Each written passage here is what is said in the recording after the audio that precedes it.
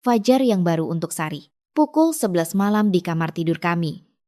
Aku bisa merasakan panas tubuh Prakoso di balik selimut. Wajah suamiku memerah, napasnya memburu.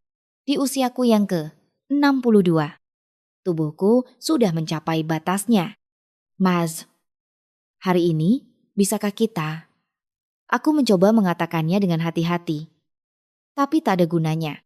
Prakoso tidak berhenti. Ini bukanlah cinta. Ini adalah kewajiban, sebuah kepatuhan. Sebuah rutinitas yang telah berulang selama 35 tahun. Kami bersentuhan. Tetapi hatiku kosong, seluruh tubuhku terasa sakit dan napasku sesak. Tapi aku tidak bersuara. Dan itu tidak berakhir hanya sekali. Berlanjut sepanjang malam. Dalam sebulan, 90 kali. Rata-rata 3 kali sehari. Neraka ini dimulai 3 bulan lalu. Sejak Prakoso didiagnosis mengalami disfungsi ereksi dan mulai mengonsumsi Viagra. Baru pada pukul 2 dini hari Prakoso berhenti. Dia tertidur dengan suara dengkuran keras. Sementara aku menatap langit-langit kamar. Kalau begini terus, aku bisa mati lebih dulu. Saat itulah aku mengambil keputusan. Aku akan menceraikannya. 5 hari kemudian, di meja makan malam, seluruh keluarga duduk di depan meja panjang yang dihiasi peralatan makan mewah. Perlahan, aku meletakkan garpuku. Kita bercerai? Henning. Wajah Prakoso mengeras. Putra kami, Bima, menjatuhkan garpunya. Dan putri kami, Maya, membelalakan matanya. Aku tak pernah bermimpi akan mengucapkan kata-kata ini di usiaku yang ke-62. Namun, pada saat ini, aku yakin inilah satu-satunya jalan agar aku bisa tetap hidup. Kisah ini dimulai 5 hari sebelumnya. Malam itu juga pukul 11. Prakoso keluar dari ruang kerjanya dan menuju kamar mandi. Terdengar suara air. Dan tak lama kemudian, dia kembali ke kamar tidur dengan wajah yang sudah memerah. Wajah kemerahan. Salah satu efek samping paling umum dari Viagra, ini adalah ritual yang dimulai sejak 3 bulan lalu. Setelah ia didiagnosis menderita disfungsi ereksi, sambil memasukkan botol obat ke laci.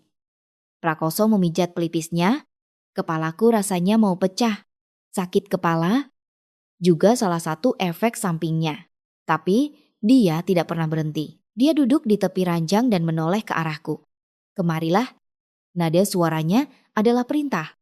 Gaya bicara yang tidak pernah berubah sejak hari pernikahan kami 35 tahun lalu. Aku menutup buku yang kubaca dan bangkit. Seluruh tubuhku terasa berat. Tapi aku tahu aku tidak bisa menolak. Mas, apa tidak sebaiknya istirahat saja? Malam ini tanyaku hati-hati. Ini pertama kalinya aku mencoba mengatakan hal seperti itu. Prakoso menatapku dengan dingin. Apa? Sepertinya Mas terlalu lelah akhir-akhir ini. Tubuh Mas bisa sakit. Prakoso tertawa sinis. Kamu menolak permintaanku. Selama ini kamu baik-baik saja. Kenapa sekarang tiba-tiba aku kehilangan kata-kata? Tatapan matanya begitu dingin. Dan aku hanya bisa menundukkan kepala. Kami menuju ranjang bersama. Prakoso menarikku ke dalam pelukannya. Aku bisa merasakan panas tubuhnya. Tapi tidak ada kehangatan di sana. Kami menyatu sepenuhnya. Tapi ini bukan cinta. Kami bersentuhan. Tapi hatiku hampa. Seluruh tubuhku sakit. Napasku sesak. Tapi aku tidak mengeluarkan suara. Prakoso tidak berhenti. Tidak berakhir hanya sekali. Berlanjut sepanjang malam. Setiap kali aku melirik jam, waktu terasa berjalan sangat lambat. Baru saat fajar menjelang, dia berhenti. Aku hanya bisa memejamkan mata. Menunggu semua ini berakhir, pagi tiba. Prakoso bangun seolah tidak terjadi apa-apa dan masuk ke kamar mandi. Sambil memasang dasi di depan cermin, dia memijat pinggangnya dan bergumam. Aneh, kenapa akhir-akhir ini pinggangku sakit terus? Nyeri punggung. Itu juga salah satu efek sampingnya. Di atas wastafel ada obat maak, obat yang diminumnya setiap pagi karena mengeluh perutnya kembung. Mas tidak apa-apa? Tanyaku.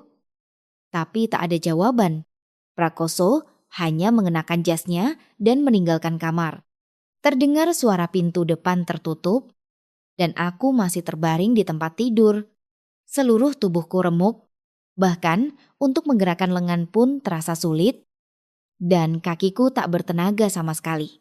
Sambil menatap langit-langit, aku berpikir, kalau begini terus, aku bisa mati lebih dulu 90 kali sebulan, rata-rata 3 kali sehari, terkadang 4 atau 5 kali.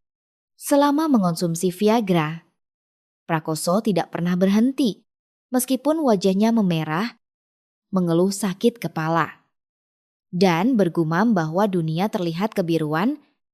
Dia terus melakukannya, semua karena harga dirinya. Sebagai seorang konglomerat generasi kedua, dia tidak bisa menerima kenyataan bahwa dirinya runtuh karena disfungsi ereksi. Perlahan aku bangkit dan menatap cermin. Wajah seorang wanita berusia 62 tahun terpantul di sana. Orang bilang, aku merawat diri dengan baik untuk usiaku. Tapi akhir-akhir ini, lingkaran hitam di bawah mataku semakin pekat dan kerutan di sudut bibirku semakin dalam. Walaupun aku rutin yoga, pilates, dan menjaga pola makan, tubuh yang lelah ini tak bisa kusembunyikan. Aku pergi ke dapur dan mulai menyiapkan sarapan. Pekerjaan yang telah kulakukan selama 35 tahun, menanak nasi, memasak sup, dan menyiapkan lauk pauk. Tapi entah kenapa, hari ini tanganku gemetar. Aku hampir mengiris jariku saat memotong sayuran, dan nyaris menjatuhkan panci saat mengangkatnya. Aku duduk di meja makan dan sarapan sendirian. Makanan masuk ke mulut, tapi tak ada rasanya.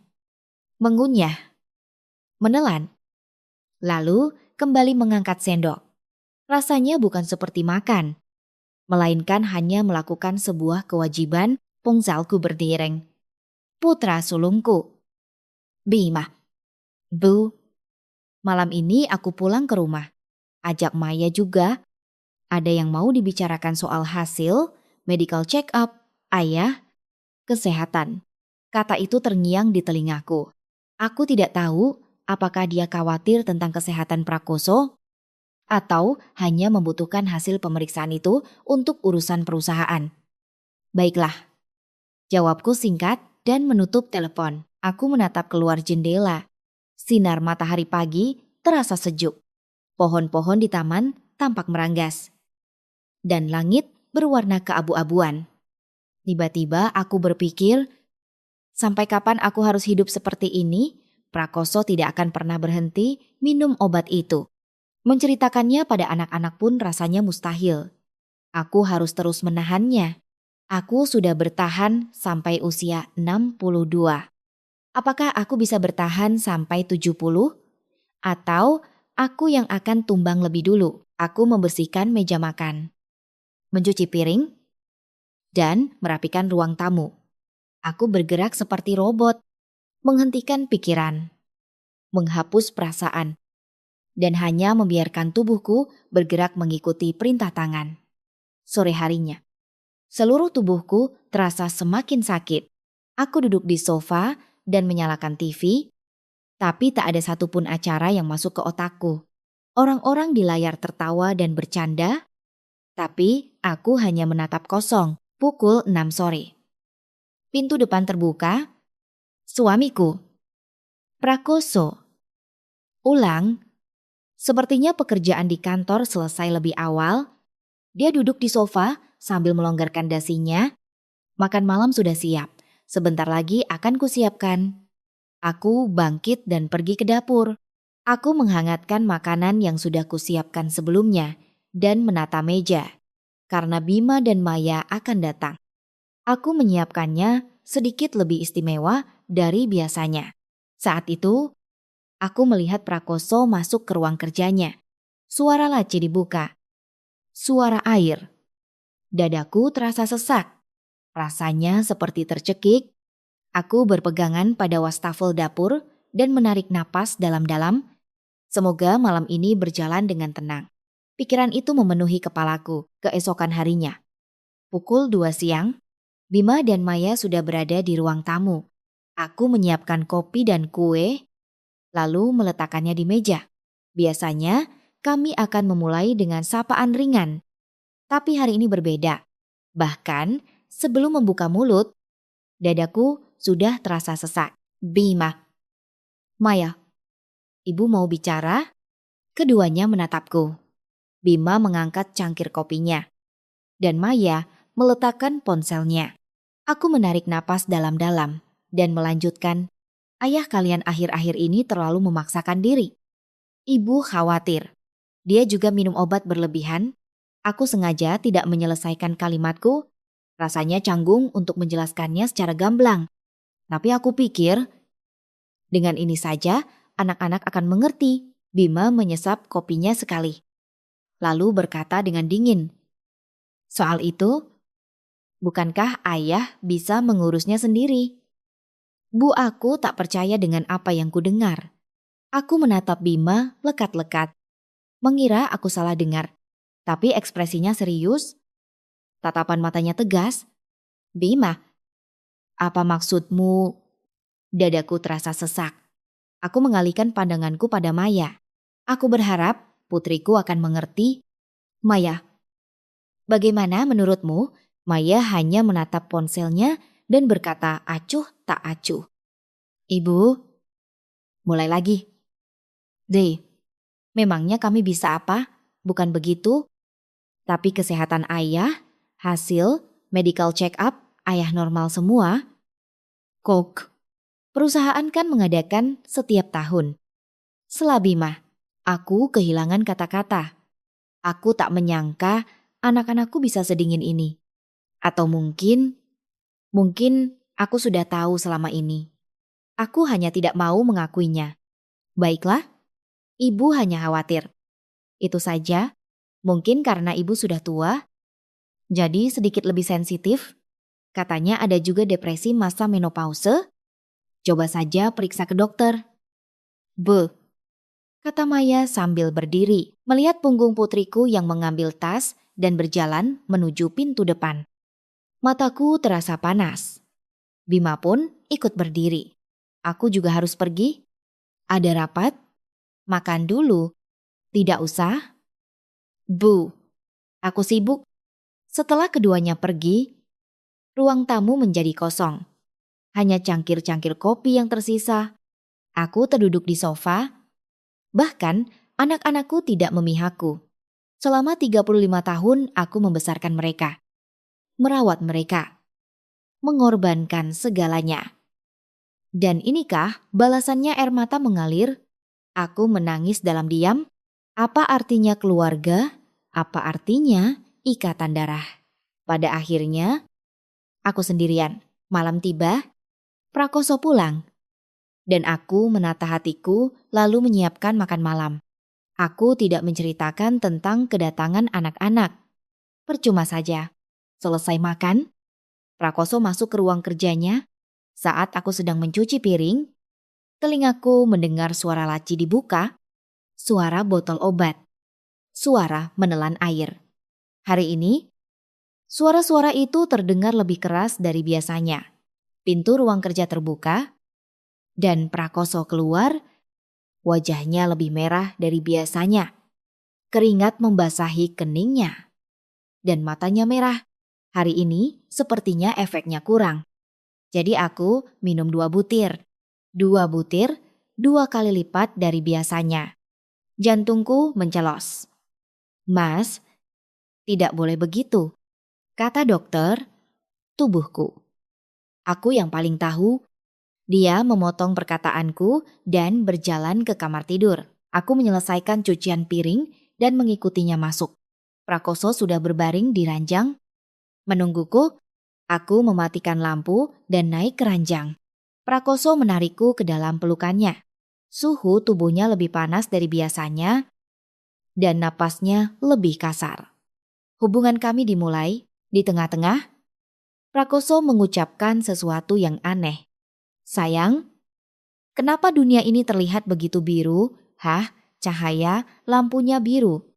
Spraynya juga biru. Aneh.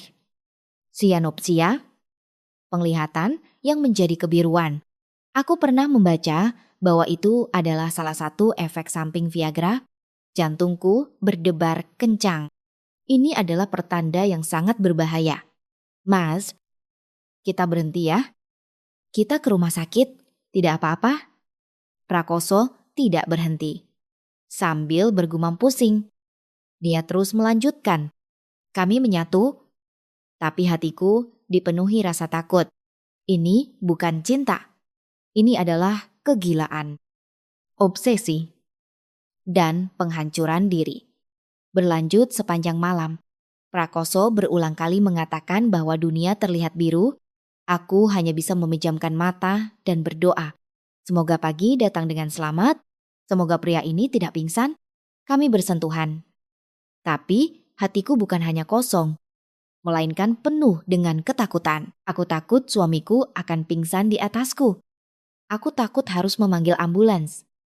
Aku takut semua tetangga akan tahu. Baru pada pukul 2 dini hari Prakoso berhenti. Dia tertidur mendengkur. Dan aku menatap langit-langit. Di dalam dunia yang biru itu, apa yang dilihat suamiku, aku hanya melihat kegelapan yang lebih pekat. Aku bangkit dari ranjang dan pergi ke ruang tamu. Aku duduk di sofa dan menyalakan ponsel. Meskipun dini hari dan tak ada yang bisa dihubungi, aku hanya ingin menatap layar.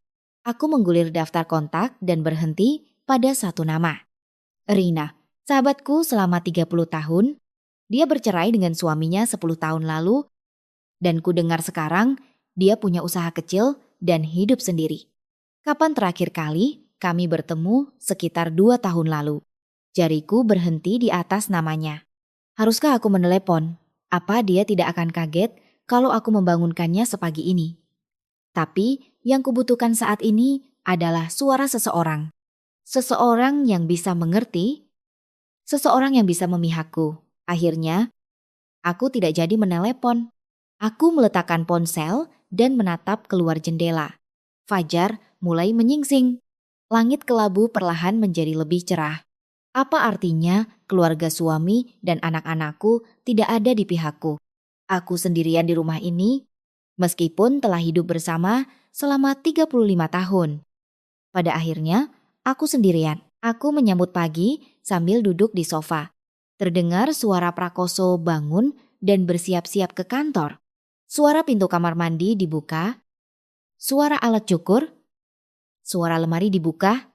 Semuanya terasa akrab. Namun asing. Pintu depan tertutup. Barulah aku bangkit dan pergi ke dapur.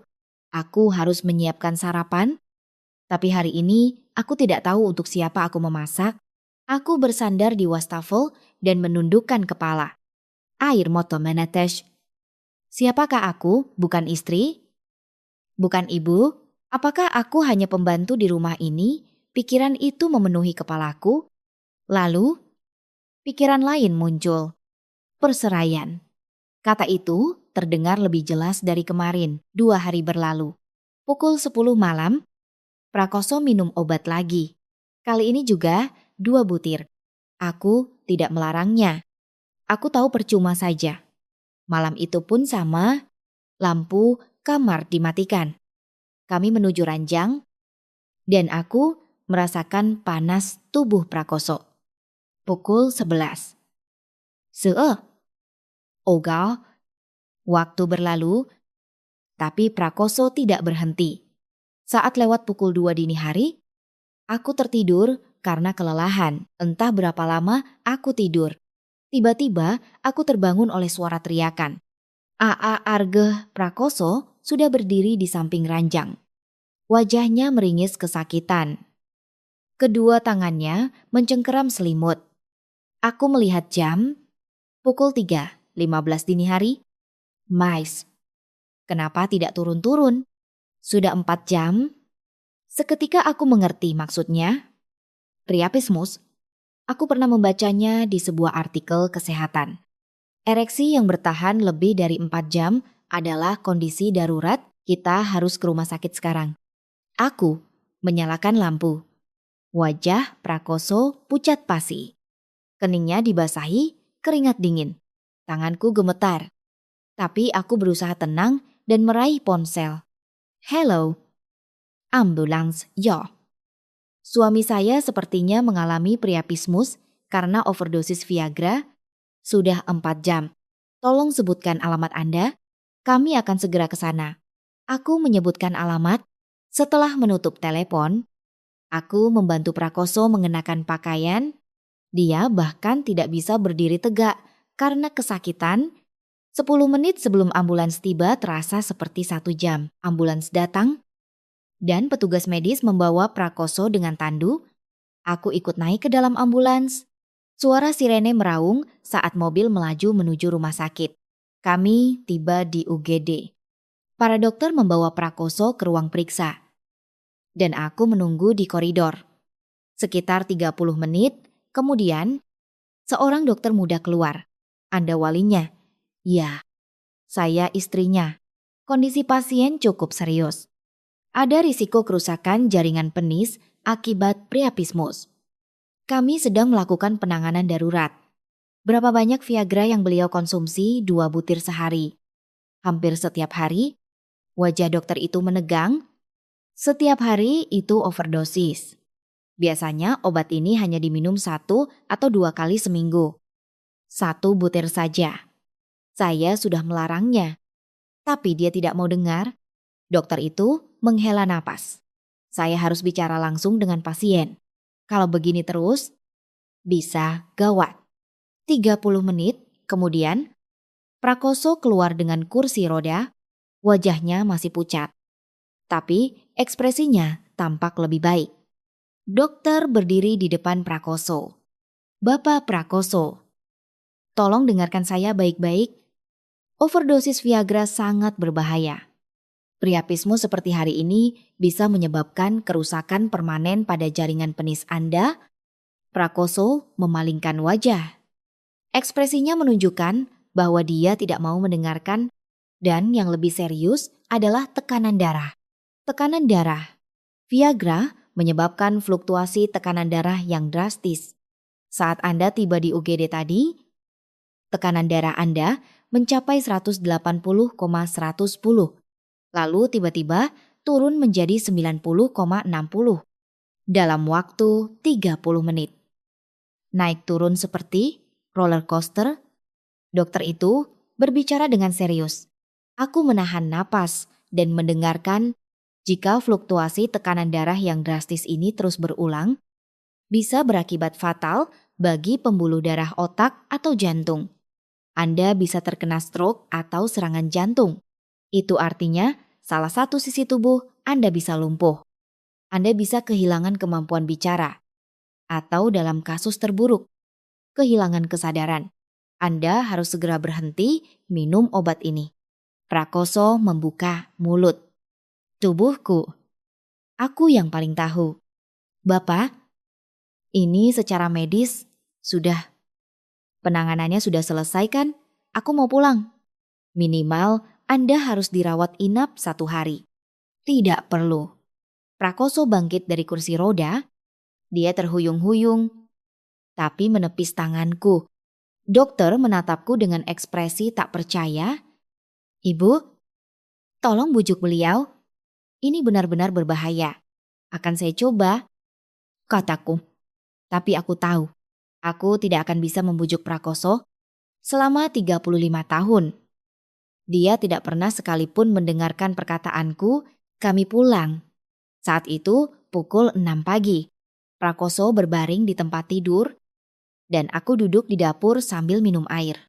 Tanganku masih gemetar. Bisa terkena stroke. Kata-kata dokter itu terus terngiang. Tapi anehnya, aku tidak khawatir Prakoso akan pingsan. Aku justru yakin bahwa dia tidak akan berhenti minum obat itu. Dan keyakinanku terbukti benar. 4 hari berlalu, Prakoso beristirahat selama 2 hari. Tapi pada malam ketiga, dia kembali masuk ke ruang kerjanya. Aku yang sedang mencuci piring di dapur mendengar suaranya. Suara laci dibuka Suara tutup, botol obat dibuka. Aku mematikan air. Aku berjalan menyusuri koridor dan berdiri di depan pintu ruang kerja. Aku bisa melihat dari celah pintu. Prakoso memegang sebutir pil di tangannya.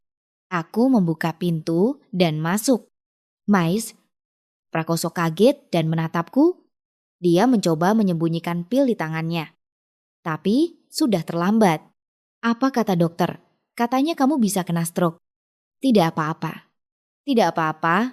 Bagaimana 3 hari lalu, kita baru dari UGD suaraku meninggi. Sudah lama sekali aku tidak meninggikan suara. Prakoso menatapku dingin. Kamu tahu apa? Tentu saja aku tahu. Aku hidup di sisimu selama 35 tahun. Diam, Prakoso memasukkan pil itu ke mulutnya dan menelannya dengan air. Tepat di depan mataku. Aku kehilangan kata-kata dan hanya bisa menatapnya. Keluar. Mas, ku bilang keluar, aku keluar dari ruang kerjanya. Pintu dibanting dengan keras. Aku berdiri di koridor. Terengah. Seluruh tubuhku gemetar. Air mata mengalir. Aku pergi ke ruang tamu dan duduk di sofa. Di luar sudah gelap. Aku tidak menyalakan lampu. Jadi ruang tamu pun gelap. Aku duduk sendirian dalam kegelapan. Tiba-tiba aku berpikir, perceraian. Kata itu untuk pertama kalinya muncul dengan jelas. Sampai kemarin, itu hanya sebuah pikiran samar. Tapi hari ini berbeda. Rasanya seperti jawaban yang konkret. Pasti. Dan tak terhindarkan. Prakoso tidak akan berubah. Dia tidak akan berhenti minum obat dan akan mengabaikan peringatan dokter. Cepat atau lambat. Dia akan pingsan atau aku yang akan hancur lebih dulu. Salah satu dari kami dan aku tidak ingin hancur. Aku mengeluarkan ponsel, mencari nama Rina di daftar kontak. Jariku berhenti di atas tombol panggil. Haruskah aku menelepon? Bisakah aku menceritakan semua ini pada sahabat 30 tahunku? Setelah ragu, aku mengirim pesan. Rin, ini Sari. Bisa ketemu? Ada yang mau aku bicarakan? Balasan datang dengan cepat. Sari tumben. Tentu saja, bisa. Kapan dan di mana? Besok jam 2 siang. Di kafe langgananmu? Oke. Sampai besok. Aku meletakkan ponsel. Jantungku berdebar kencang. Aku takut.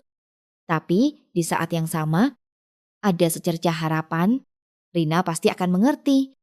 Mengetahui bahwa aku tidak sendirian saja sudah cukup memberiku kekuatan. Terdengar suara pintu ruang kerja terbuka. Prakoso keluar dan menuju kamar tidur. Aku tidak bangkit. Aku tetap duduk dalam kegelapan. Malam ini akan sama seperti malam-malam sebelumnya. Prakoso akan memanggilku. Dan aku akan menurut. Tapi sekarang aku tahu ini bukanlah akhir. Besok aku akan bertemu Rina dan menceritakan semuanya. Dan aku akan bertanya, apa yang harus kulakukan? Keesokan harinya pukul 2 siang. Aku tiba di kafe yang dijanjikan. Sebuah kafe kecil di kawasan Kemang. Rina bilang ini tempat favoritnya. Saat aku membuka pintu, Rina melambaikan tangan. Sari wajah yang tak kulihat selama 2 tahun. Rina masih terlihat ceria, dengan rambut bob dan celana jeans. Dia tampak begitu bebas. Aku duduk di meja dan meletakkan tasku. Lama tidak bertemu. Rin, panggil, mau pesan kopi atau teh terserah kamu. Rina memesan 2 cangkir kopi. Begitu pelayan pergi, Rina menatapku lekat-lekat. Wajahmu pucat. Ada apa mulutku terkunci? Dari mana harus kumulai? Kopi datang. Dan aku mengangkat cangkirku lalu meletakkannya kembali. Tanganku gemetar. Rin, tenggorokanku tercekat. Air mata menggenang. Rina menggenggam tanganku. Bicaralah pelan-pelan. Tidak apa-apa. Mendengar kata-kata itu, pertahananku runtuh. Meskipun di tengah kafe, aku tak bisa menahannya. Air mata mengalir deras dan aku menutupi wajahku dengan tangan. Maaf, Rin, aku perlu menangis sebentar. Menangislah. Tidak apa-apa. Rina memberiku tisu.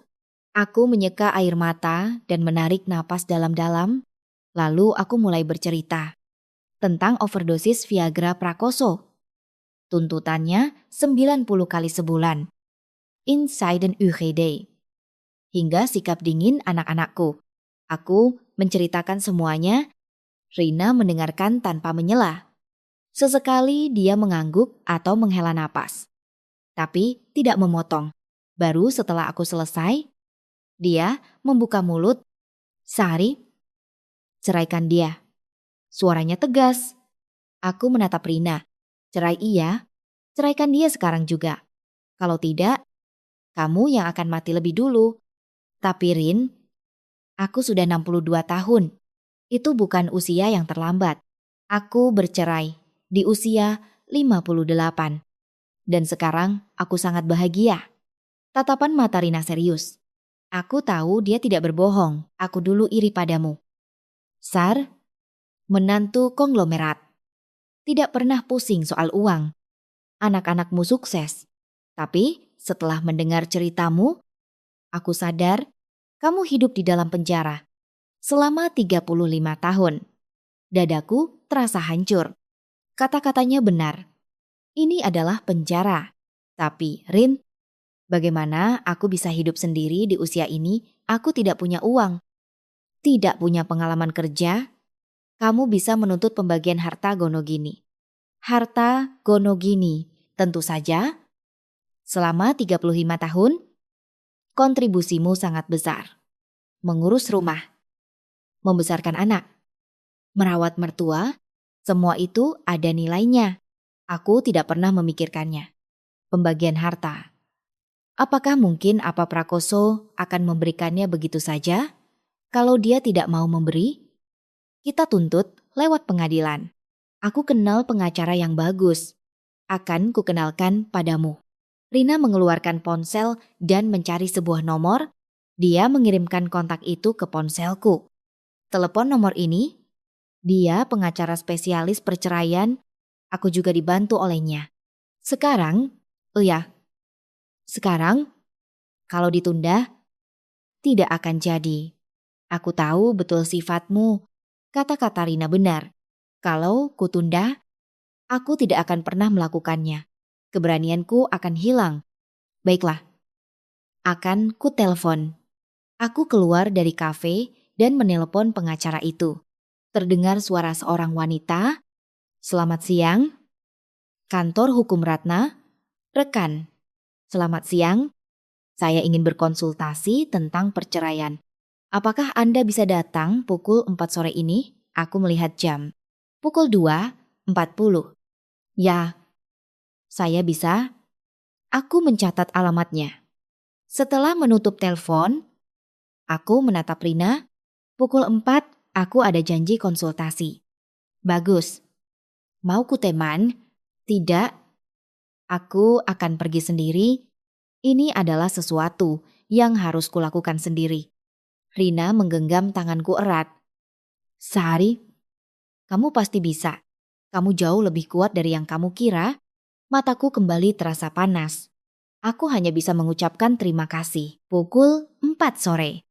Aku tiba di kantor hukum itu, di lantai 7 sebuah gedung di kawasan Sudirman. Saat aku membuka pintu, terlihat kantor yang rapi. Seorang staf mengantarku. Dan aku duduk di depan sang pengacara. Seorang wanita berusia awal 40-an, rambutnya pendek dan dia mengenakan kacamata. Penampilannya terlihat cerdas. Dengan Ibu Sari Puspita ya? Betul, saya Ratna Dewi. Silakan ceritakan dengan santai. Baik, terima kasih. Bisa tolong jelaskan situasinya. Aku menceritakan semuanya dari awal. Pernikahan 35 tahun. Menantu keluarga konglomerat. Overdosis Viagra suami. Penderitaan 90 kali sebulan. Pengacara itu mendengarkan sambil membuat catatan apakah ada kekerasan atau perselingkuhan dari pihak suami. Kekerasan fisik tidak ada, tapi aku berhenti. Bukankah ini juga kekerasan? mengabaikan keinginanku. Memaksa meskipun aku sakit, bisa dianggap sebagai kekerasan psikis dan seksual. Kata pengacara itu pelan, kekerasan. Mendengar kata itu, hatiku terasa sakit. Apakah ibu tahu perkiraan total asetnya? Tidak tahu persis. Tapi kalau digabung antara properti dan saham, mungkin sekitar 100 miliar rupiah. Dengan masa pernikahan 35 tahun. Anda berhak mendapatkan pembagian harta setidaknya 30%. Sekitar 30 miliar. 30 miliar. Uang yang sangat besar. Tapi apakah aku pantas mendapatkannya? Aku tidak pernah menghasilkan uang sepeser pun. Aku hanya ibu rumah tangga. Itu tidak masalah. Bu Sari, selama 35 tahun Anda mengurus rumah, membesarkan anak, merawat mertua, dan menjalankan peran sebagai istri seorang direktur utama dalam kegiatan sosial. Semua itu adalah kontribusi. Pengacara itu berbicara dengan percaya diri. Kita punya peluang menang. Saya akan beritahu bukti-bukti apa saja yang kita butuhkan. Tolong catat. Aku mengeluarkan buku catatan. Pengacara itu menjelaskan dengan jelas. Pertama, apakah ada catatan keuangan rumah tangga dan pengeluaran ada selama 35 tahun? Saya mencatat semuanya. Sempurna. Kedua, catatan kehadiran di acara-acara perusahaan atau pertemuan, foto atau undangan. Semua ada di album. Ketiga, akan lebih baik jika ada catatan perawatan mertua. Ibu mertua saya menderita demensia selama 7 tahun dan saya merawatnya di rumah. Semua catatan medisnya ada. Mata pengacara itu berbinar. Keempat, hasil pemeriksaan kesehatan terbaru. Jika ada diagnosis stres atau depresi, itu akan membantu. 3 bulan lalu, hasil pemeriksaan menunjukkan kelelahan kronis dan dugaan depresi. Sempurna. Dengan ini semua, kita punya cukup amunisi untuk bertarung. Pengacara itu tersenyum. Untuk pertama kalinya, aku juga bisa sedikit tersenyum. Berapa biayanya? Biaya awal 100 juta. Komisi keberhasilan 10% dari jumlah yang Anda dapatkan. Jika keberatan, bisa dicicil. 100 juta. Uang yang besar. Tapi aku harus melakukannya. Akan saya transfer dalam seminggu? Baik. Kalau begitu, pertama-tama sampaikan niat cerai Anda pada suami dan siapkan dokumen-dokumen bukti. Kita bertemu lagi minggu depan untuk menyusun strategi yang lebih detail. Aku keluar dari kantor itu, turun dengan lift ke lantai 1. Saat aku keluar dari gedung, matahari sore mulai terbenam. Ponselku berdering. Rina, bagaimana kata pengacara? Peluang menangnya besar. Syukurlah. Bagus. Sehari, aku menutup telepon dan berjalan menyusuri trotoar. Orang-orang berlalu lalang. Mobil-mobil melintas. Dunia masih berputar seperti biasa. Tapi duniaku sedang berubah. Di dalam taksi menuju rumah, aku menatap keluar jendela. Lampu-lampu gedung mulai menyala satu persatu. Aku berpikir, selama 35 tahun, semua catatan masih ada. Buku keuangan, foto-foto, bahkan catatan harian merawat ibu mertua. Sekarang, semua itu akan menjadi senjataku. Aku takut saat harus mengatakan kata cerai pada Prakoso. Aku takut reaksi anak-anakku. Dan aku takut akan pertarungan yang akan datang. Tapi di saat yang sama, aku juga yakin aku tidak bisa hidup seperti ini lagi. Aku harus berubah. Usia 62, bukanlah usia yang terlambat. Taksi tiba di depan rumah. Aku membayar ongkos dan turun. Aku menatap gerbang rumah megah itu. Rumah yang kutempati selama 35 tahun. Tapi sekarang rasanya seperti penjara. Aku membuka pintu dan masuk. Lampu ruang tamu menyala. Prakoso sedang duduk di sofa menonton TV. Dari mana saja, ketemu teman. Aku tidak bicara lebih lanjut. Aku pergi ke dapur dan mulai menyiapkan makan malam. Tapi hari ini berbeda. Sambil memegang pisau dan memotong sayuran. Sambil menyalakan kompor. Kepalaku dipenuhi pikiran lain. Sekarang dimulai. Pikiran itu memberiku kekuatan. 2 hari kemudian, aku menyiapkan makan malam. Aku menatanya lebih istimewa dari biasanya. Rendang kesukaan Prakoso. Sayur asam kesukaan Bima. Dan tumis kangkung kesukaan Maya. Rasanya seperti perjamuan terakhir. Pukul 6 sore. Bima dan Maya tiba. Prakoso juga pulang lebih awal dari kantor. Kami berempat duduk mengelilingi meja. Sebelum duduk, aku menarik napas dalam-dalam. Tanganku gemetar. Tapi tekadku sudah bulat. Makan malam dimulai. Hanya terdengar suara sendok dan garpu beradu dengan piring. Tak ada obrolan ringan seperti biasanya. Suasana terasa tegang. Perlahan aku meletakkan garpuku. Ketiganya menatapku. Aku membuka mulut. Kita bercerai? Hening. Tangan Prakoso berhenti. Bima menjatuhkan garpunya. Dan Maya membelalakan matanya. 5 detik. 10 detik. Waktu seolah berhenti. Prakoso yang pertama kali membuka suara. Dia tertawa sinis. Apa cerai ya? Aku mau cerai. Tiba-tiba sekali. Ini bukan tiba-tiba. Aku sudah menahannya selama 35 tahun. Tapi aku tidak perlu menjelaskannya. Aku tidak bisa hidup bersamamu lagi. Prakoso meletakkan garpunya dengan keras. Kalau kamu pergi, kamu mau hidup dari apa? Uang rumah, aku akan menuntut pembagian harta Gonogini. Harta Gonogini, suara Prakoso meninggi. Wajahnya memerah. Kenapa kamu harus dapat uangku? Itu bukan hanya uang Bapak. Itu uang kita. Ada bagian kontribusiku selama 35 tahun.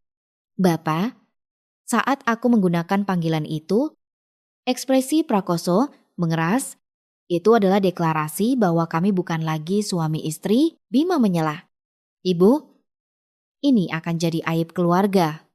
Kalau berita perceraian konglomerat keluar, harga saham bisa jatuh.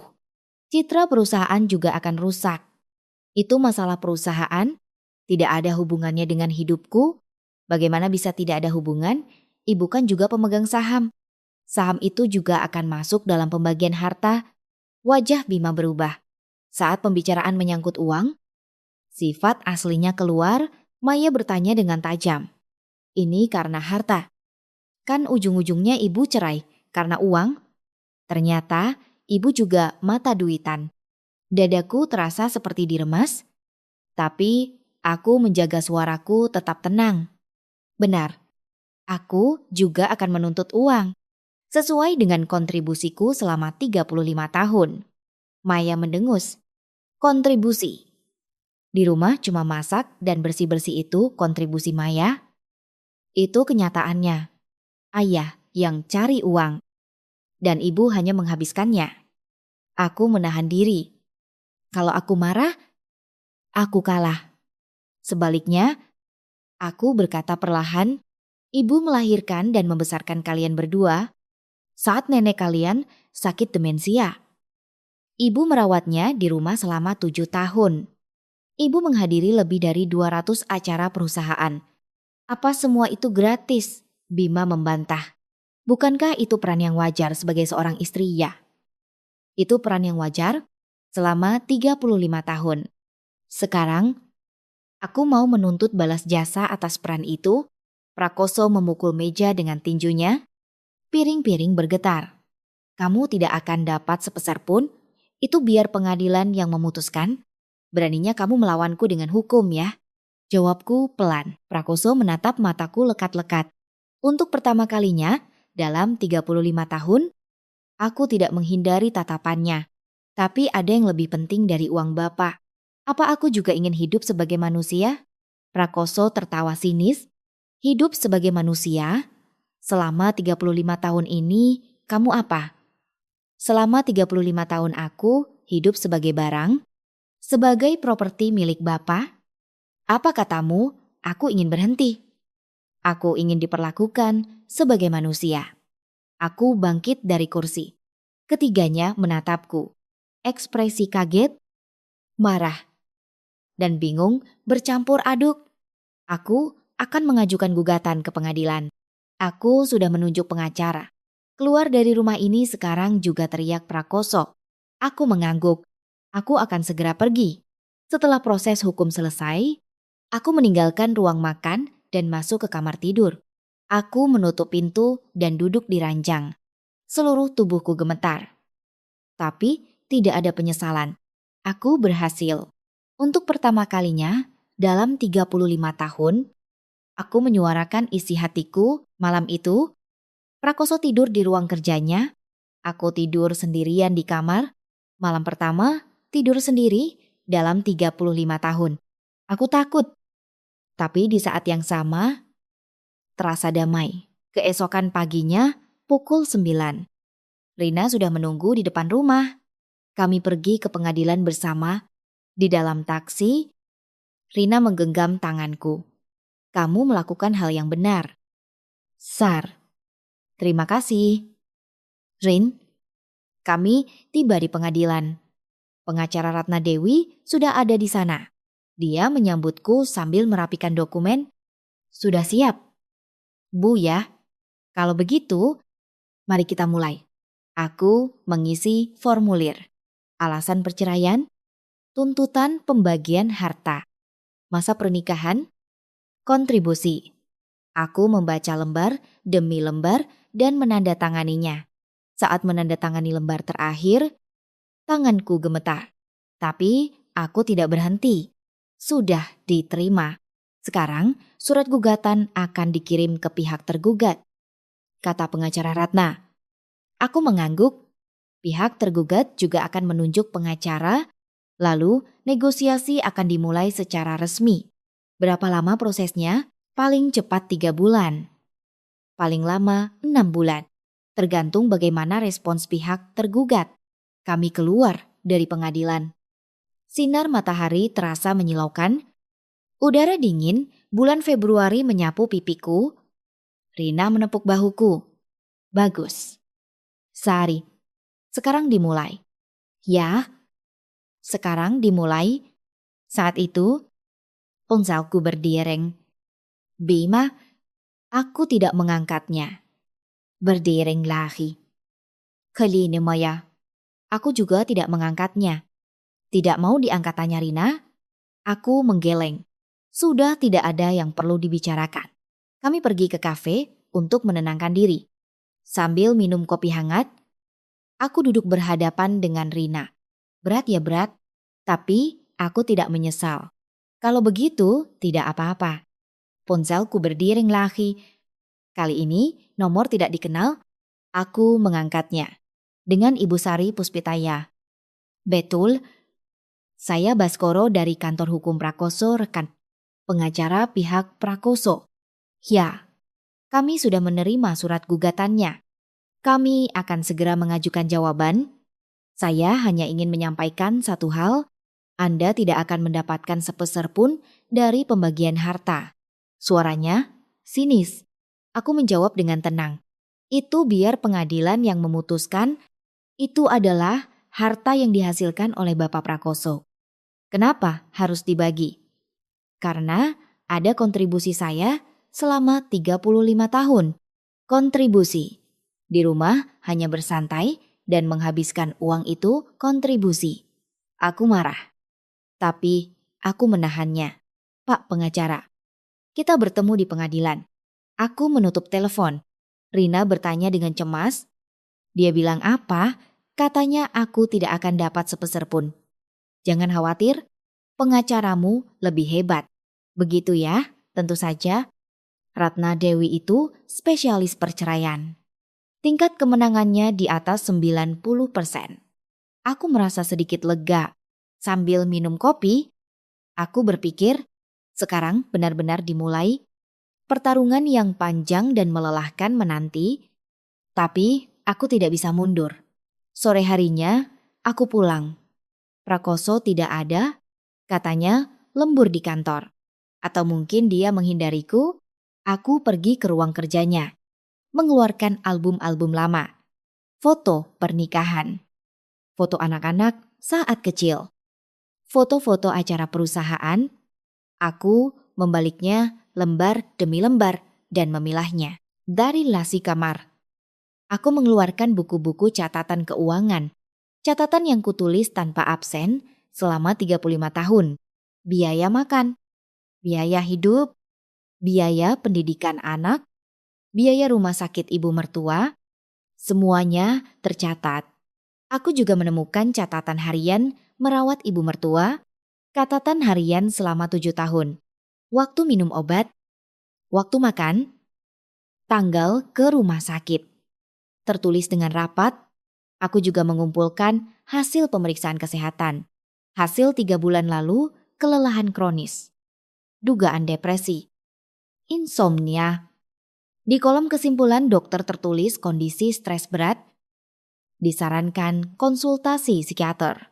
Aku merapikan semuanya dan memasukkannya ke dalam sebuah kotak. Beban 35 tahun.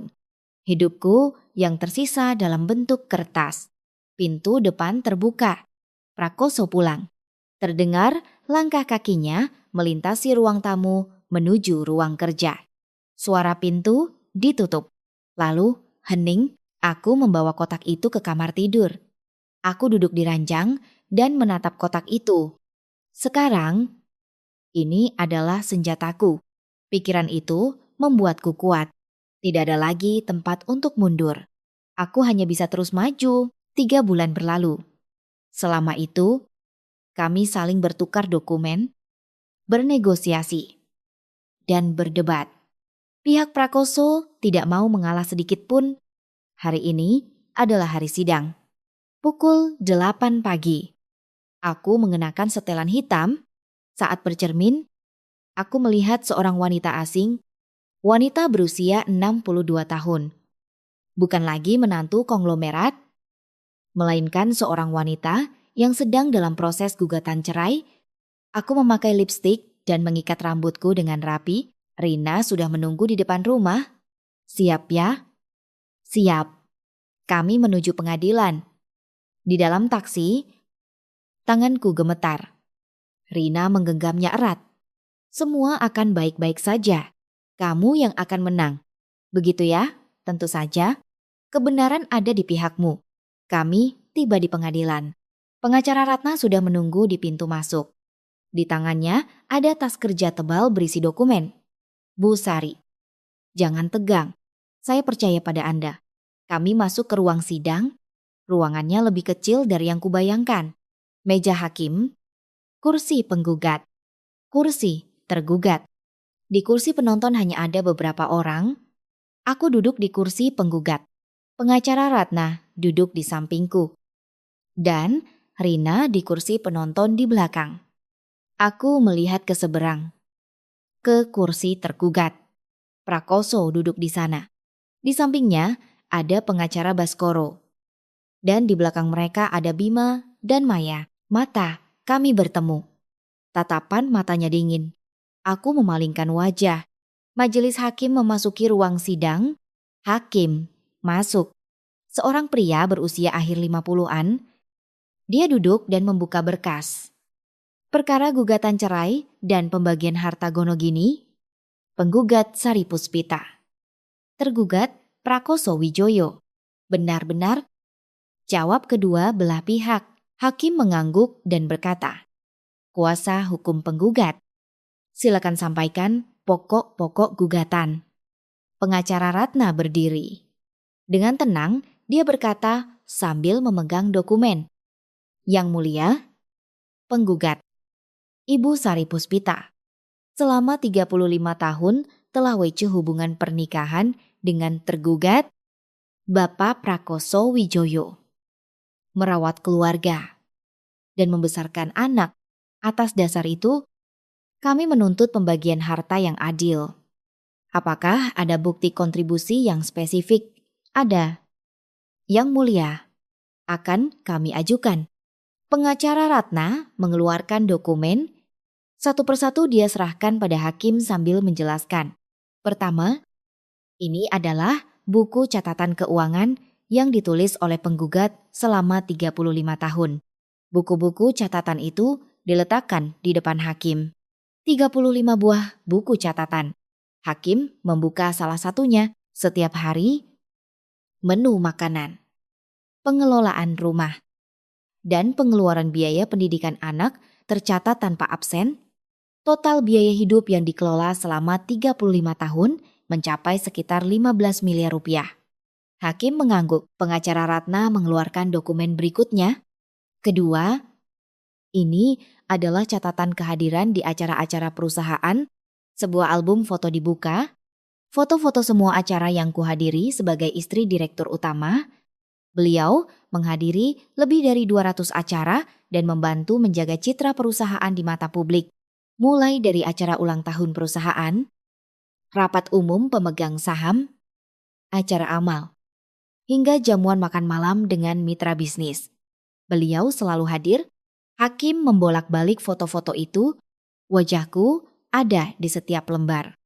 Tersenyum, menyapa, bercakap-cakap dengan tamu. Pengacara Ratna mengangkat dokumen ketiga. Ketiga, ini adalah catatan perawatan mertua.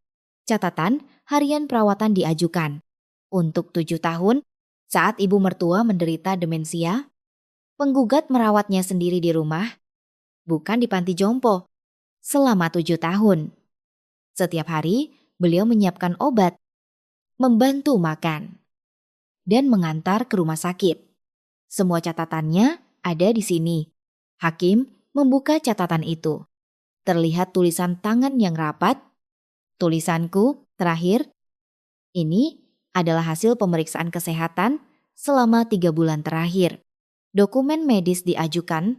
Terlihat adanya kelelahan kronis dan gejala depresi akibat stres dan kelelahan yang ekstrem. Di kolom kesimpulan dokter tertulis kondisi stres berat. Disarankan konsultasi psikiater. Hakim membaca dokumen itu dengan teliti. Ekspresinya terlihat serius. Demikian, Yang Mulia, penggugat, Ibu Sari Puspita, selama 35 tahun sebagai ibu rumah tangga telah berdedikasi merawat keluarga dan merupakan kontribusi penting yang memungkinkan tergugat untuk fokus pada kegiatan ekonominya. Kami menuntut pembagian harta sebesar 30%. Pengacara Ratna duduk. Jantungku berdebar kencang. Sekarang giliran pihak lawan. Pengacara Baskoro berdiri. Ekspresinya sinis. Yang Mulia, izinkan saya menyampaikan posisi pihak tergugat. Silakan. Bukti-bukti yang diajukan oleh pihak penggugat hanyalah catatan dari peran yang sewajarnya dilakukan oleh seorang istri. Jantungku mencelos. Peran yang wajar, mencatat keuangan, mengurus rumah, dan merawat mertua. Bukankah itu kewajiban dasar seorang istri? Bagaimana ini bisa dianggap sebagai kontribusi istimewa, kata pengacara Baskoro sambil menatap hakim. Selain itu, penggugat tidak pernah melakukan kegiatan ekonomi selama 35 tahun. Harta yang diperoleh tergugat sepenuhnya adalah hasil dari kemampuan dan kerja keras tergugat sendiri. Pengacara Ratna sontak berdiri. Interupsi. Yang Mulia, hakim mengangkat tangan. Kuasa hukum penggugat, silakan sampaikan sanggahan. Pengacara Ratna berkata dengan tegas. Yang Mulia, argumen pihak tergugat adalah pernyataan yang sepenuhnya mengabaikan nilai kerja seorang ibu rumah tangga. Lanjutkan, selama 35 tahun. Berkat penggugat yang mengelola rumah dan membesarkan anak, tergugat bisa dengan tenang fokus pada kegiatan ekonominya. Inilah yang disebut kontribusi. Suara pengacara Ratna penuh kekuatan. Bagaimana jika penggugat tidak melakukan semua ini? Tergugat harus menyewa asisten rumah tangga, harus menyewa perawat, harus mencari pendamping setiap kali ada acara perusahaan. Berapa biaya untuk semua itu? Hakim mengangguk. Pengacara Ratna melanjutkan. Jika nilai ekonomi dari peran yang dijalankan penggugat selama 35 tahun ini dihitung, nilainya minimal 20 miliar rupiah. Tuntutan pembagian 30% justru permintaan yang konservatif. Kalau begitu, bukankah balas jasa atas peran yang wajar selama 35 tahun itu harus diakui secara adil? Pengacara Baskoro terdiam. Dia mencoba membantah, tapi hanya mulutnya yang komat-kamit. Hakim kembali melihat dokumen-dokumen itu. Setelah berpikir sejenak, dia membuka mulut. Setelah meninjau bukti-bukti, kontribusi penggugat dalam rumah tangga diakui dengan jelas. Napas aku seolah berhenti. Dengan mempertimbangkan secara komprehensif masa pernikahan 35 tahun, pengasuhan anak, perawatan mertua, dan dukungan terhadap aktivitas sosial tergugat, kontribusi penggugat diakui secara penuh. Hakim mulai membacakan putusan. Oleh karena itu, pengadilan memutuskan sebagai berikut. Pertama, gugatan cerai penggugat Sari Puspita terhadap tergugat Prakoso Wijoyo dikabulkan. Air mata menggenang. Kedua, memerintahkan tergugat untuk menyerahkan 30% dari total aset atas namanya kepada penggugat sebagai pembagian harta gonogini. Aku menang.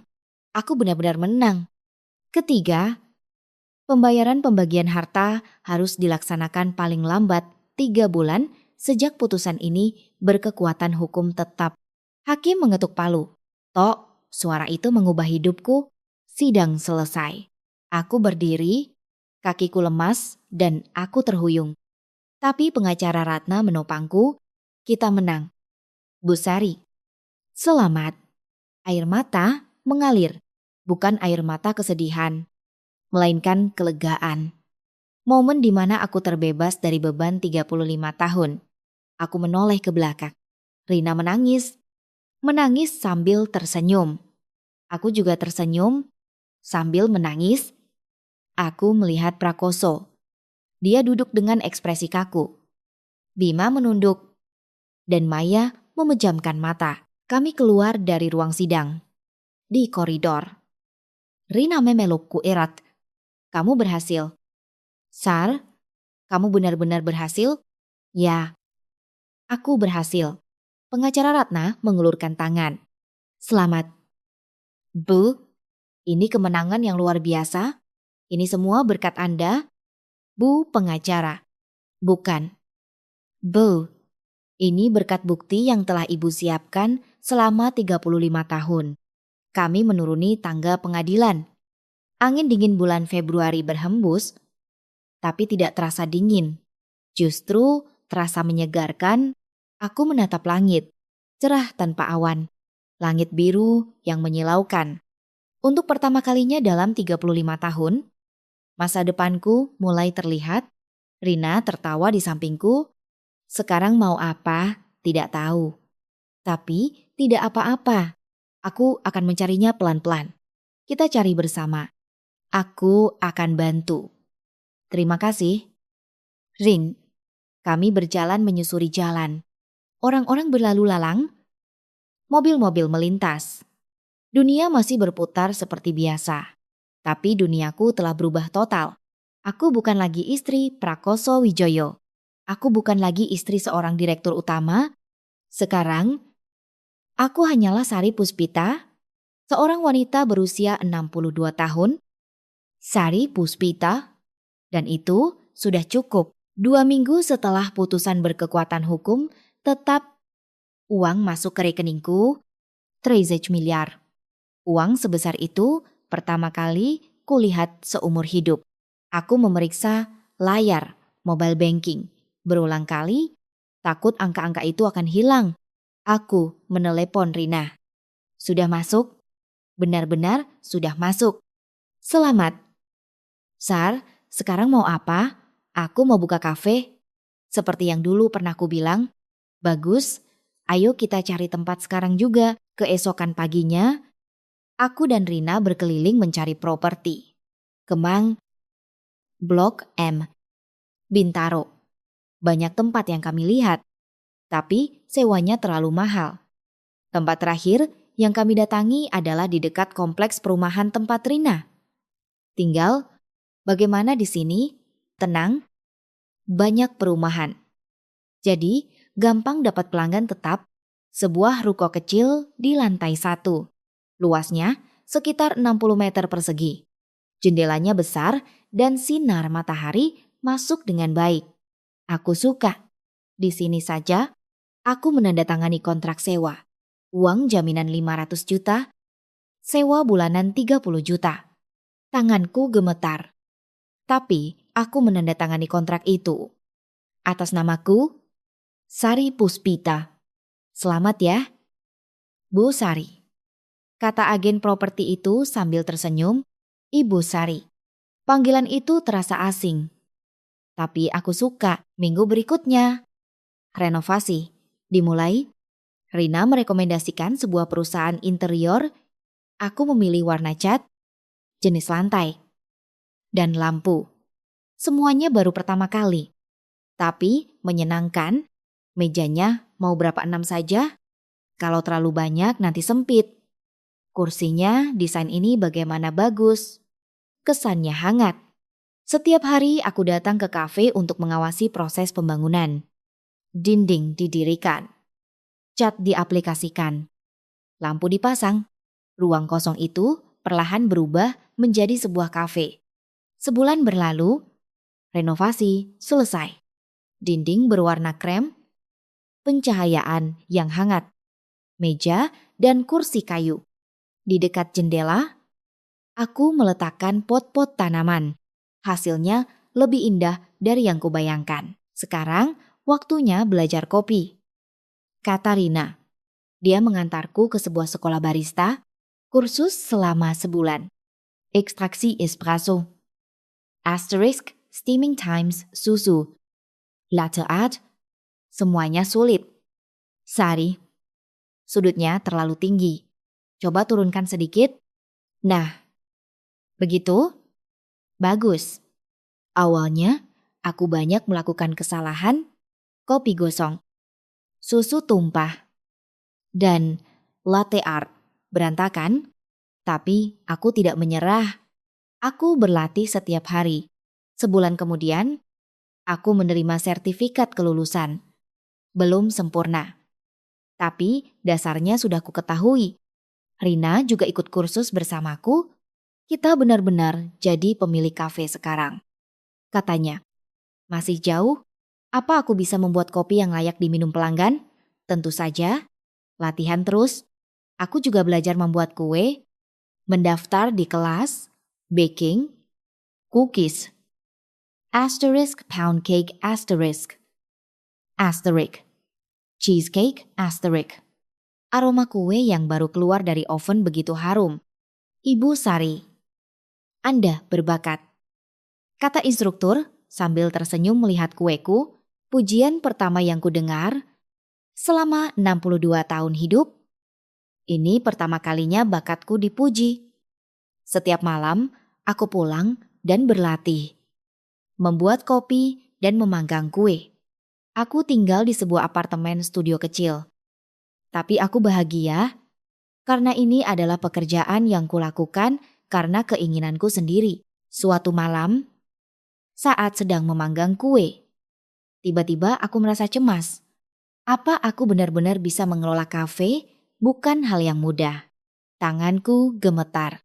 Aku hampir terbakar saat mengeluarkan kue dari oven. Aku terduduk dan menghela napas. Ponselku berdering. Rina, Sari, lagi apa? Bikin kue? Ya, iya. Cemas ya, iya.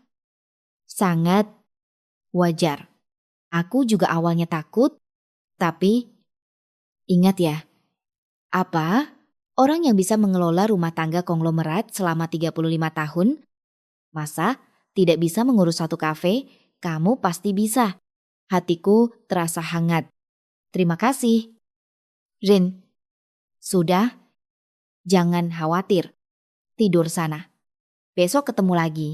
Aku menutup telepon dan melihat kueku. Warnanya coklat keemasan yang cantik. Aku memotong sepotong dan mencicipinya. Manis. Aku bisa. Aku pasti bisa. Aku berkata pada diriku sendiri, 2 bulan berlalu, akhirnya hari pembukaan tiba, papan nama dipasang, Cafe Mentari Pagi, nama yang kupilih sendiri. Artinya adalah mentari pagi yang kumulai di usia 62. Pukul 9 pagi.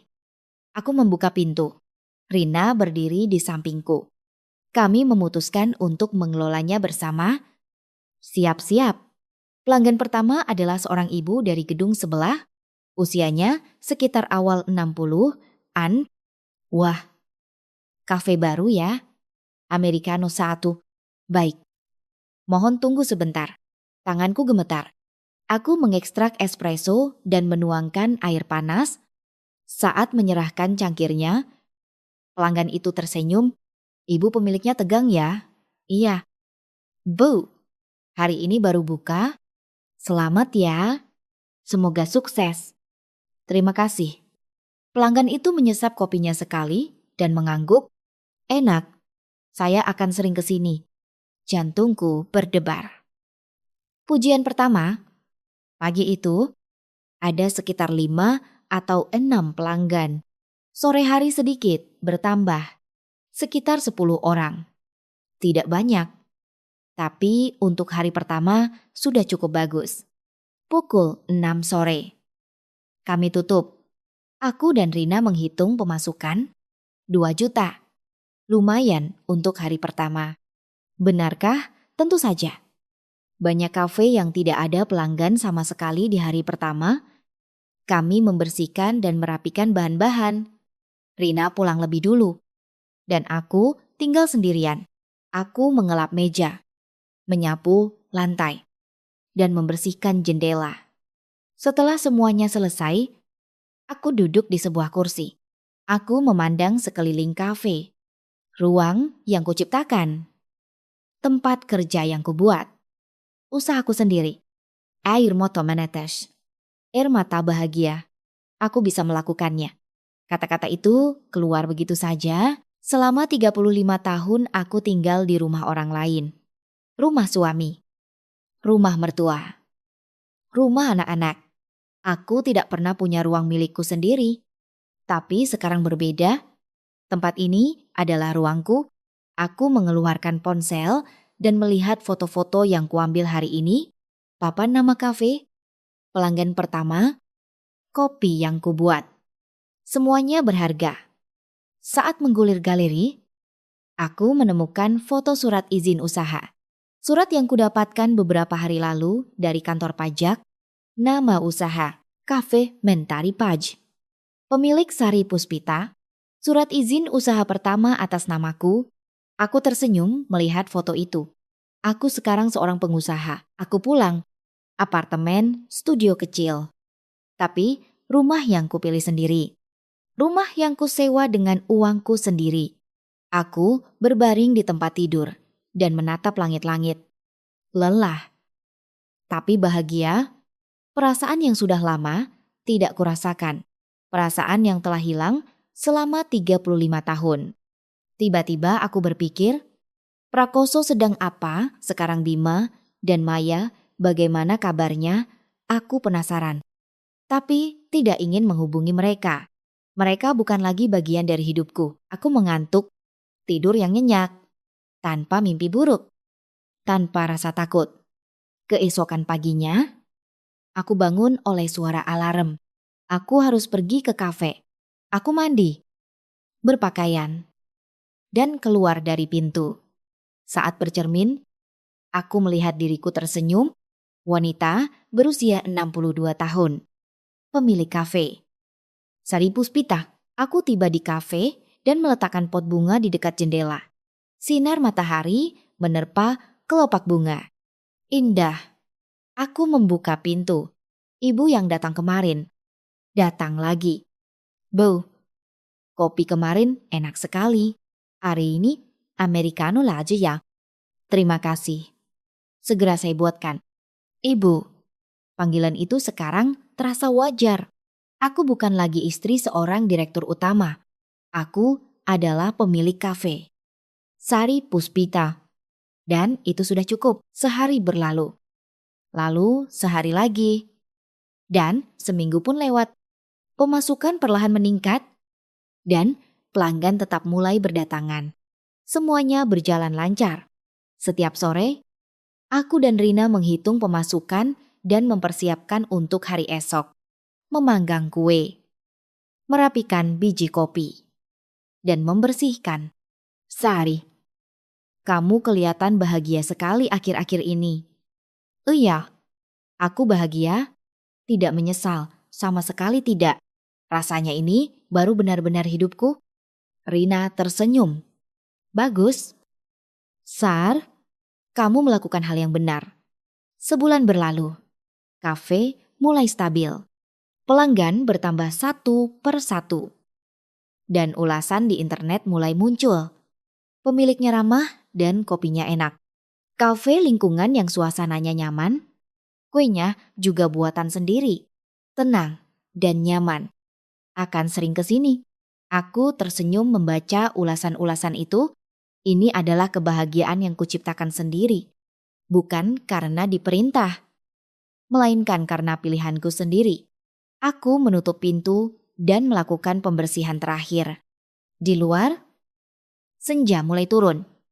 Bulan Maret, musim semi benar-benar telah datang. Aku duduk di kursi dan merenungkan hari ini.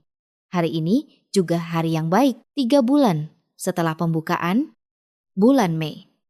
Kafe ramai oleh pelanggan tetap, pegawai kantor yang mampir setiap pagi dalam perjalanan kerja, mahasiswa yang datang sore hari untuk membaca buku, dan warga sekitar yang datang malam hari untuk minum teh.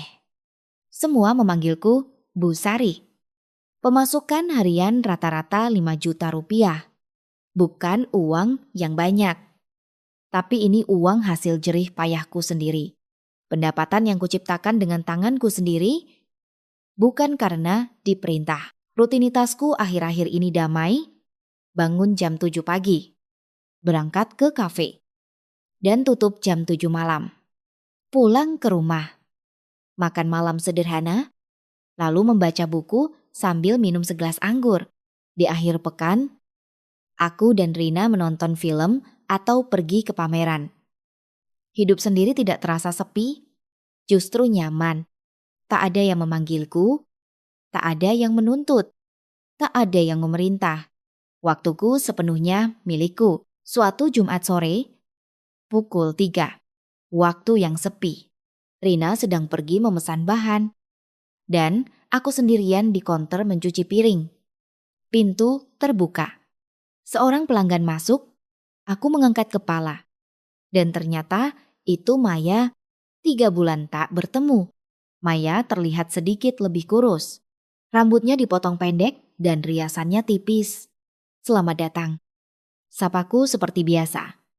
Maya tersenyum canggung dan duduk. Silakan duduk. Mau pesan apa americano? Baik, aku membuat kopi. Tanganku tidak gemetar. Dengan tenang, aku mengekstrak espresso dan menuangkan air. Aku membawa cangkir itu ke mejanya. Silakan. Maya menerima kopinya. Aku hendak kembali ke konter. Saat itu Maya berkata, Bu, sebentar. Aku berhenti dan menatapnya. Mata putriku berkaca-kaca. Boleh duduk sebentar? Setelah ragu, aku duduk di hadapannya. Maya menyesap kopinya. Enak? Terima kasih. Hening sejenak. Maya membuka mulut. Boh, maafkan aku. Kata-kata yang tak kuduga, air mata mengalir dari mata Maya. Dulu kenapa aku begitu? Sekarang aku baru mengerti. Maya, tolong dengarkan. Bah, ada yang sangat ingin kusampaikan. Maya menyeka air matanya. Dulu aku pikir ibu cerai hanya karena uang, untuk mendapatkan pembagian harta. Tapi ternyata bukan. Ibu melakukan itu untuk bertahan hidup.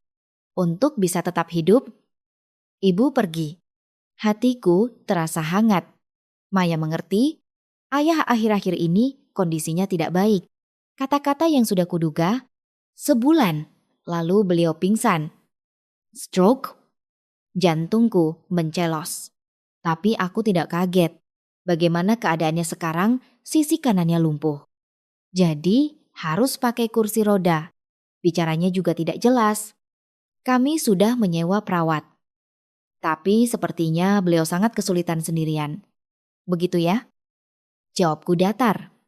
Itu adalah jalan yang dipilih Prakoso. Katanya beliau jadi begitu karena terus minum obat itu. Suara Maya bergetar. Melihatnya, aku jadi sadar betapa beratnya hidup ibu selama ini. Betapa kesepiannya ibu. Maya menutupi wajahnya dengan tangan. Bahunya bergetar. Maafkan aku. Bu, aku benar-benar minta maaf. Aku menggenggam tangan Maya. Hangat. Terima kasih sudah mengerti. Meskipun terlambat. Maafkan aku karena baru sadar sekarang. Tidak apa-apa. Kamu tahu sekarang saja sudah cukup. Maya menyeka air matanya. Mataku juga terasa panas. Kafe ibu bagus sekali. Aku tidak pernah membayangkan ibu bekerja, tapi ini sangat cocok.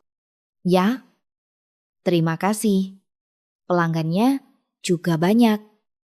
Sepertinya lancar ya. Bu, syukurlah. Ya, lancar. Aku bahagia. Kelihatan. Cook. Ekspresi ibu benar-benar berbeda. Dulu selalu terlihat lelah. Tapi sekarang Maya berhenti. Sekarang terlihat hidup. Ungkapan yang tepat. Apa aku boleh sesekali mampir? Tentu saja. Datanglah kapan saja. Maya berdiri. Dia mengambil tasnya dan pergi ke kasir. Berapa hari ini gratis? Terima kasih. NIB. Maya pergi. Pintu tertutup. Dan aku masih berdiri di tempat yang sama. Dadaku sesak, tapi sekaligus lega. Aku tidak mengharapkan permintaan maaf. Tapi aku tidak tahu bahwa dimengerti bisa begitu menghibur. Aku pergi ke kursi dekat jendela. Aku duduk dan menatap keluar. Bunga-bunga sakura berguguran di jalan. Sinar matahari bulan Mei terasa hangat. Dan orang-orang berjalan sambil tersenyum. Tiba-tiba aku berpikir, hidupku yang kumulai di usia 62. Inilah yang sesungguhnya. Pikiran itu menjadi sebuah keyakinan. Usia 62 bukanlah usia yang terlambat. Justru waktu yang tepat. Karena telah hidup selama 35 tahun, aku sekarang tahu apa yang penting.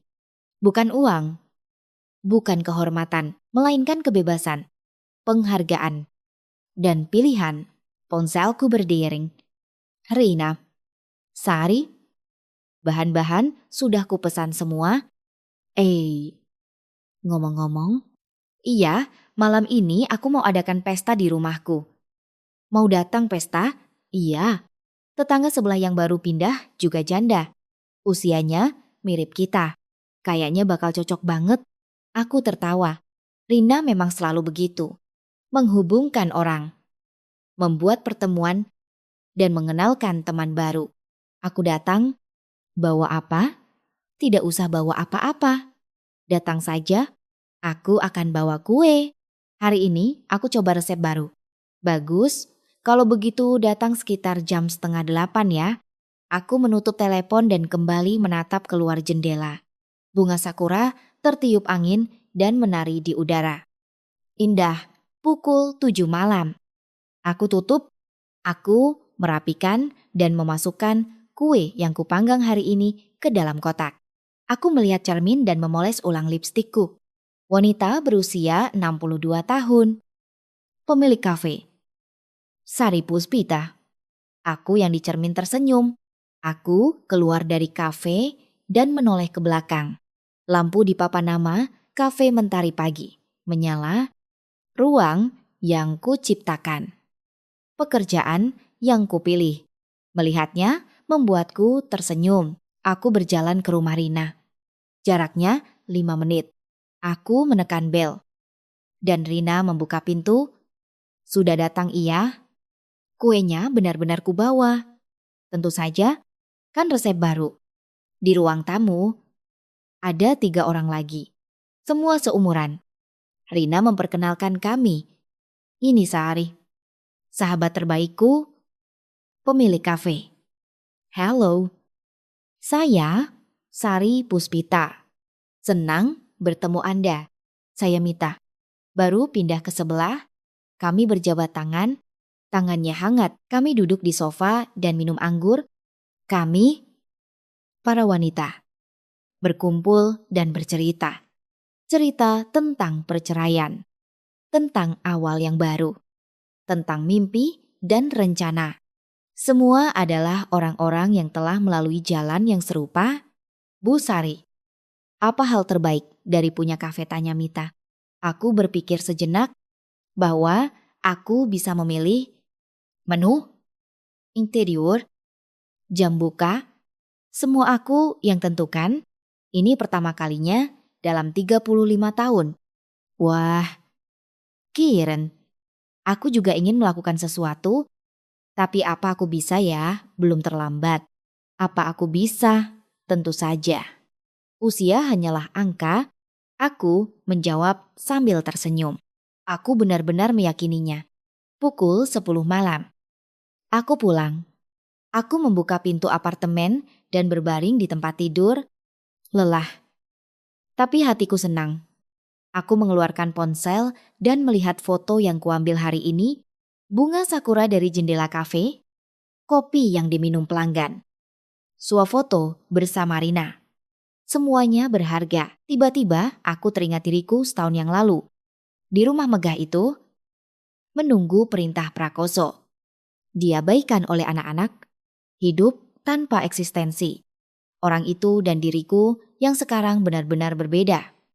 Atau mungkin diriku yang sebenarnya baru muncul sekarang. Aku membuka jendela. Udara malam bulan Mei terasa segar. Bintang-bintang terlihat. Aku tidak tahu apa yang akan terjadi di masa depan. Apakah kafe akan sukses? Apakah akan ada kesulitan baru? Apakah aku akan bertemu seseorang lagi? Semuanya tidak pasti, tapi tidak apa-apa. Ketidakpastian tidak lagi menakutkan. Justru membuatku bersemangat. Karena aku bisa memilih. Aku berbaring dan memejamkan mata. Tidur yang nyenyak datang keesokan paginya. Hari Sabtu. Kafe lebih ramai di akhir pekan. Pagi bulan Mei. Aku tiba di kafe. Membuka pintu dengan kunci. Bunga-bunga di dekat jendela berkilauan diterpa sinar mentari pagi. Aku mengenakan celemek dan menyalakan mesin kopi. Aku menyiapkan adonan kue dan memanaskan oven. Aku memasang papan buka dan membuka pintu lebar-lebar. Selamat pagi. Sapaku pada kafe yang kosong. Tapi aku tahu, sebentar lagi pelanggan akan datang. Untuk minum kopi, makan kue, dan mendengarkan ceritaku. Aku duduk sejenak di dekat jendela. Di jalan, orang-orang berjalan sambil tersenyum. Anak-anak berlarian. Pasangan bergandengan tangan. Dan sepasang lansia berjalan-jalan perlahan. Melihat pemandangan itu, aku tersenyum. Hidupku yang kumulai di usia 62, inilah yang sesungguhnya. Dan aku sudah siap